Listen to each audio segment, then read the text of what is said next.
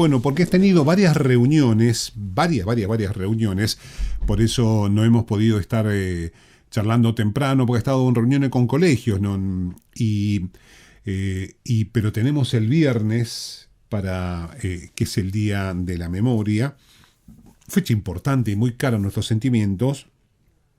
La directora municipal de Derechos Humanos y Diversidad, Carla Tello, está en comunicación con nosotros. Carla, buen día, ¿cómo estás? Buen día, Paulino. No sé si hablamos este año nosotros ya. No, este ¿Hablamos este año, año? no, este año no hablamos, así que estamos inaugurando el año. Estamos inaugurando el año. ¿Cómo? Con hermosos temas para inaugurar el año. ¿Cómo andás, Carla? Cansada, pero bien. Hemos vuelto a las andadas. Sí, Hacía muchos años que no dábamos las charlas para los colegios, como se hacía antes. Y nada, unas experiencias re lindas. Estuvimos con sextos y séptimos grados de varios colegios esta mañana. Así que nada, interesante. Los chicos recorrieron la muestra de Udeva, que es patrimonio municipal, habla de la creación del nunca más.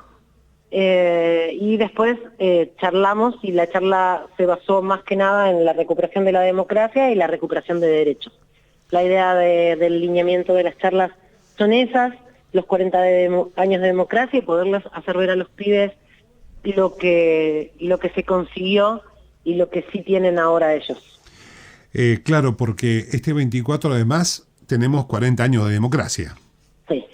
Sí, aparte de tener 47 de dictadura, se cumplen 40 años de que volvimos a la democracia, así que nada, una de las cuestiones a nivel municipal que nos replanteamos, pues sí, hacer rememoración, obviamente trabajar con la memoria de lo ocurrido, pero sí hablar de los derechos adquiridos, ¿no? De la vuelta a la democracia, aprovechando también que tenemos esta película tan interesante que nos dejó con las ganas, 1985, hablar del juicio de la Junta, hablar de la ley de audiencia de vida de punto final, hablar de la vuelta de los juicios en el 2003 con Néstor Kirchner, nada, mostrarle a los chicos el recorrido después de la dictadura, ¿no?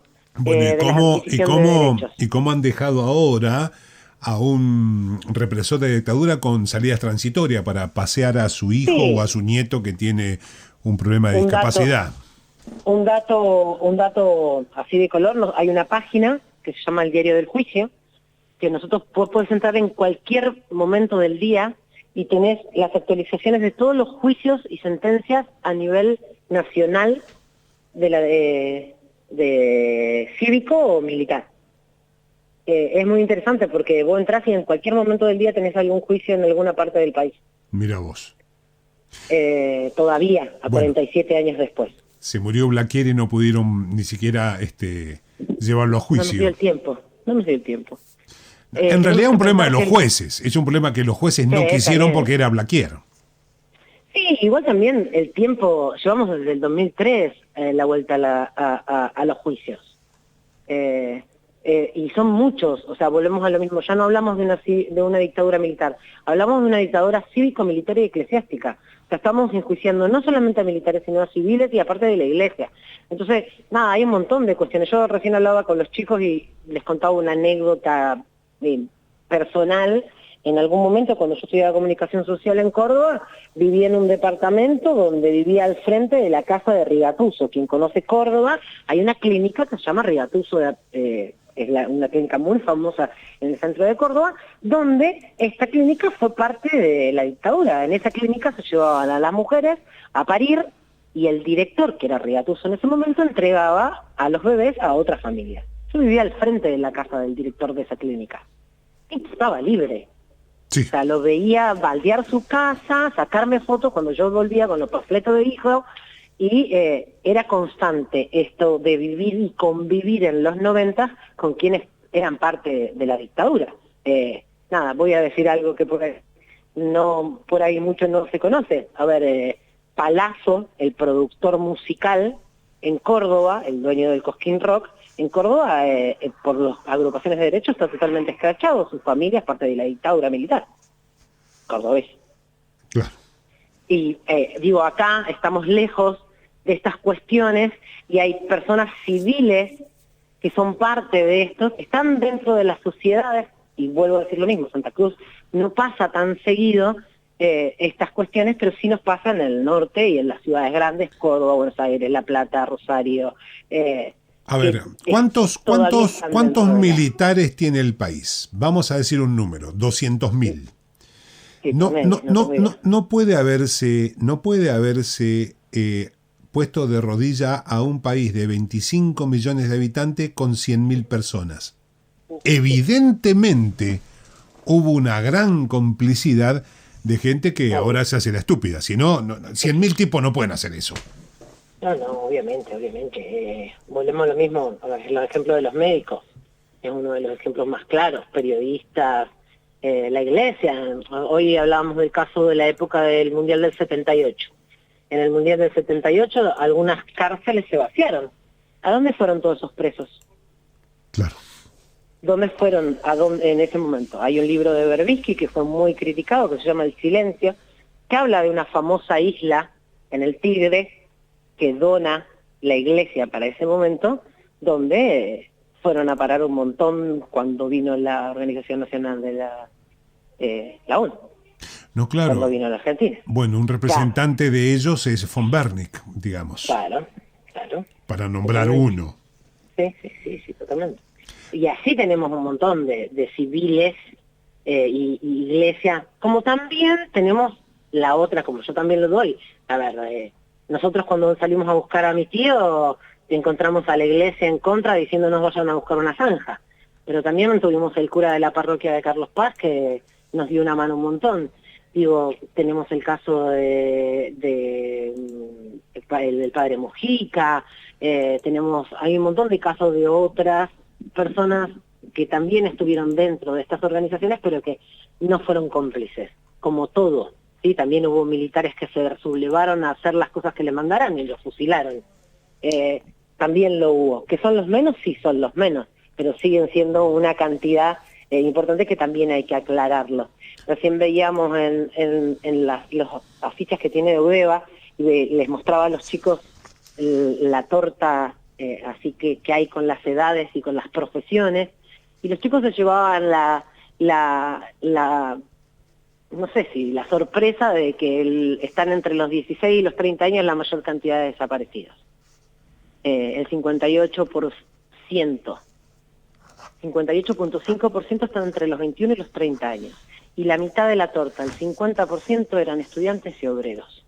Mira, siempre con los estudiantes y con los obreros. Carla, ¿qué tienen previsto para el 24? Querían que fuera diferente todo. No, claro.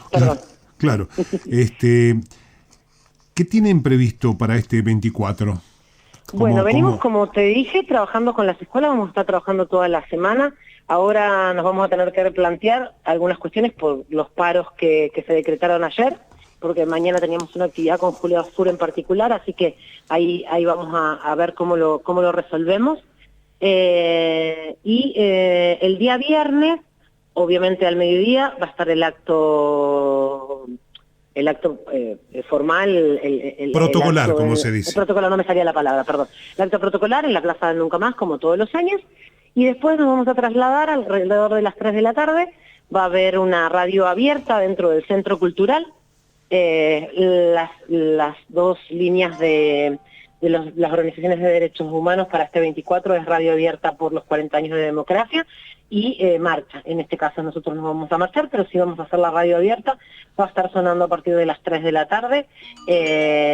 Bueno, ya los detalles se los vamos a ir dando a medida que vayamos. Estamos trabajándolo con el secretario de Cultura. La idea es que vayan locutores, tener ciertas personas que van a ir conversando con nosotros. De igual manera va a haber espectáculos, algunas danzas, bueno, obviamente seguramente haremos el lío un poco de teatro, y también van a estar tocando bandas. Ya tenemos confirmada la gente de Espejismo, que son los chicos que hacen el tributo a Los Redondos, que también van a tener un repertorio muy particular. La idea es poder, como yo les dije, que Los Redondos tienen muchos temas que hablan de la vuelta a la democracia y de la dictadura, así que la idea fue armar un poco ese repertorio. Y bueno, estamos comprometiendo a algunas personas para que nos acompañen también con algún tema de la época, con alguno de esos temas prohibidos, poder leer un poco de lectura de esa que no se podía leer en esa época. bueno, ayornar todo eso también. Va a haber emprendedores en el Centro Cultural, acompañándonos, nada, mostrar un poco de esta vuelta de la democracia y todo lo que se puede sí hacer ahora, que es la idea de reflexionar también, como venimos haciendo con los chicos en estas diferentes charlas.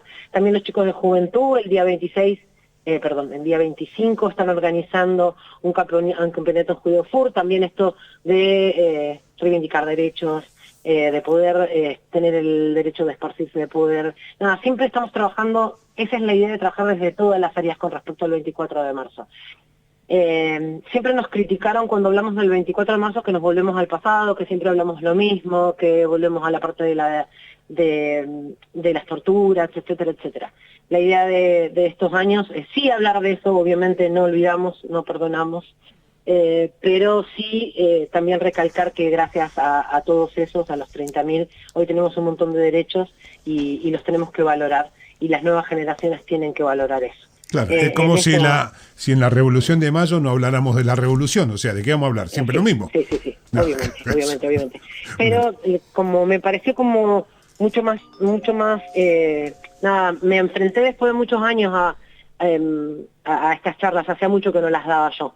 Antes lo hacía constantemente, en algún momento acompañado por Niedú, Elcia González, con Cristian Villara, hemos recorrido las escuelas y ahora ya por pandemia, por una u otra razón, o por otras gestiones, no se venía haciendo.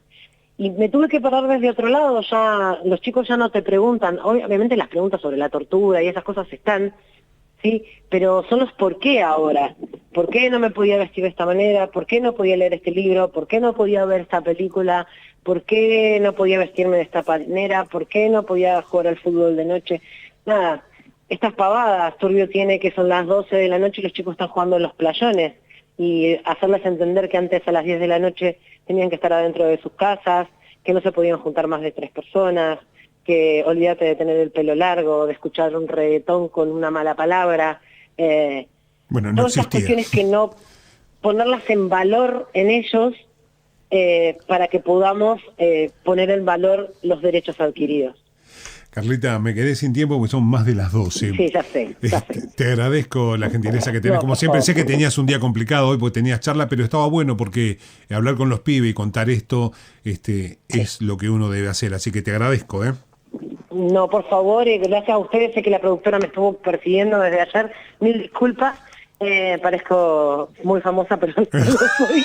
Pareces... Pero gracias. Y los esperamos el 24 en el Centro Cultural a partir de las 3 de la tarde más o menos, y seguramente vamos a estar hasta las 9 de la noche. Bueno, cómo no, Carlita, un abrazo, gracias, ¿eh? Gracias a ustedes por darme el espacio.